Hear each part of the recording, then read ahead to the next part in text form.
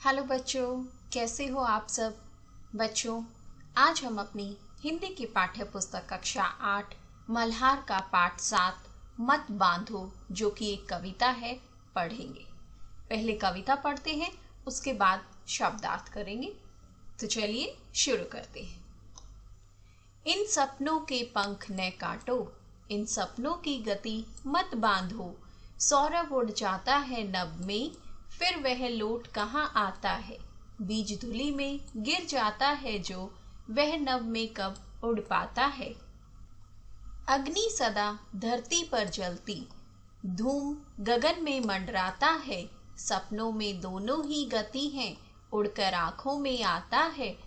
इसका आरोहण मत रोको, इसका अवरोहण मत बांधो। मुक्त गगन में विचरण कर यह तारों में फिर मिल जाएगा। मेघों से रंग ओ किरणों से दीप्ति लिए भू पर आएगा। स्वर्ग बनाने का फिर कोई शिल्प भूमि को सिखलाएगा। नभ तक जाने से मत रोको, धरती से इसको मत बांधो। इन सपनों के पंख न काटो, इन सपनों की गति मत बांधो। यह कविता किसने लिखी है? महादेवी वर्मा। तो चलिए बच्चों, पहले हम शब्दार्थ पढ़ेंगे ताकि हमें कविता को समझने में आसानी हो। शब्दार्थ पहला है पंख काटना। इसका क्या अर्थ है? उड़ने या आगे बढ़ने की क्षमता छीन लेना। गति बांधना, गति या स्वतंत्रता को रोकना। नभ, नभ का क्या मतलब है? आकाश। बीज, पौधे का अंकुरण प्रारंभ करने वाला अंश। धूलि, मिट्टी या धूल। धरणी, पृथ्वी या धरती। धूम, धुआं। गगन, आकाश। मंडराना, ऊपर घूमना या चक्कर लगाना। आरोहण, ऊपर चढ़ना। अवरोहण, नीचे उतरना। नेक्स्ट है मुक्त, स्वतंत्रता या आजाद। विचरण, घूमना या फिर चलना। तारे, आकाश में चमकने वाले तारे। आप सभी को पता होगा तारे। मेघ, बादल। किरण, सूरज की रोशनी।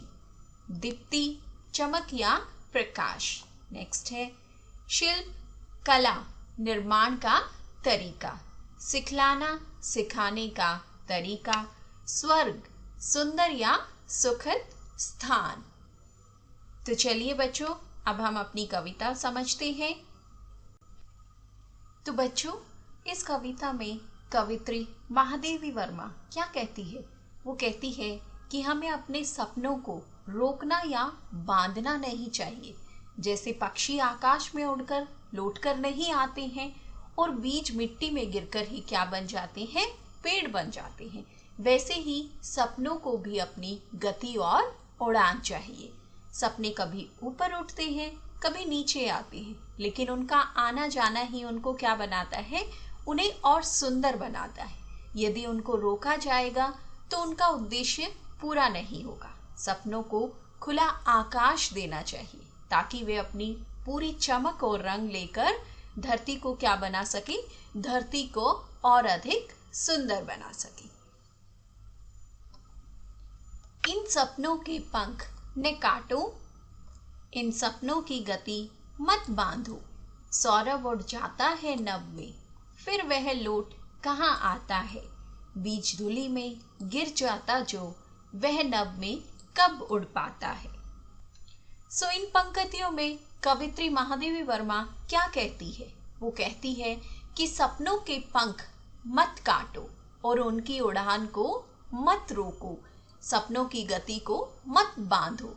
जैसे फूलों की खुशबू हवा में उड़कर आसमान में चली जाती है और वापस नहीं आती, वैसे ही सपने भी कैसे होने चाहिए? स्वतंत्र होने चाहिए।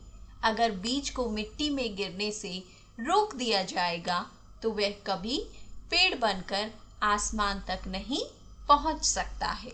इसका मतलब है कि सपनों को क्या करना है? सपनों को खुलकर उड़ने और आगे बढ़ने का मौका देना चाहिए। चलिए नेक्स्ट पैराग्राफ देखते हैं। अग्नि सदा धरती पर जलती, धूम गगन में मंडराता है, सपनों में दोनों ही गति है, उड़कर आंखों में आता है। इसका क्या मतलब है? इन पंक्तियों में कवित्री ने क्या कहा है कि सपने धरती से शुरू होकर कहाँ तक जाते हैं? आसमान तक जाते हैं।